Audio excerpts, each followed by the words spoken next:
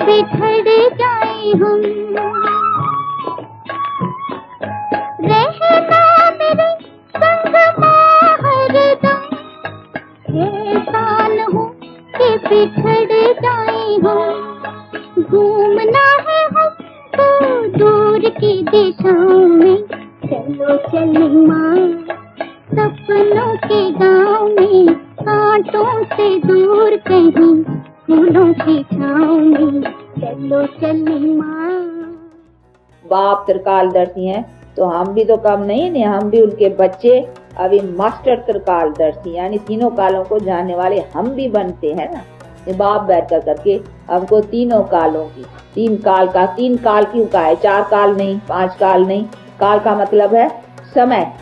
तो हमको 3 काल का बैठ कर करके नॉलेज दिया, क्योंकि 3 समय का चेंजेस है। कैसे हैं कि हम आदि आत्माएं शुरू से निराकारी दुनिया से आती हैं।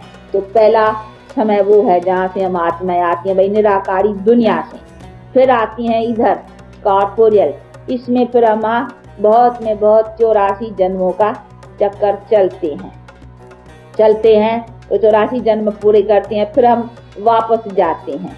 तो मध्य काल हो गया हमारा ये जन्मों का, आदि काल हो गया निराकारी दुनिया से आने का, हम निराकार हैं।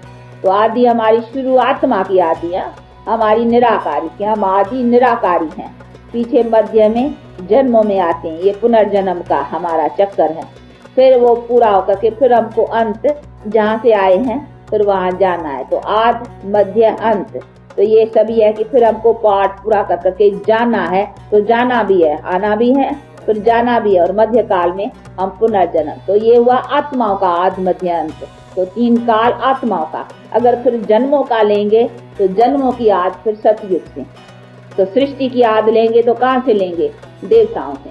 तो पहले हम देवता, पीछे किस तरह से ये सभी वर्णों का चक्कर लगाते। अभी फिर मध्य काल फिर कहेंगे जब फिर हमारे में विकारों की आती है, चेंज आती हैं, तो वो फिर वही जन्मों का मध्य।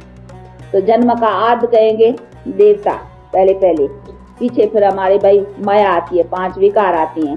तो फिर हमारा मध्य वहां से फिर अंत होता है जब फिर विकारों के इस बंधन से छुटकारा पाकर करके फिर जाते हैं।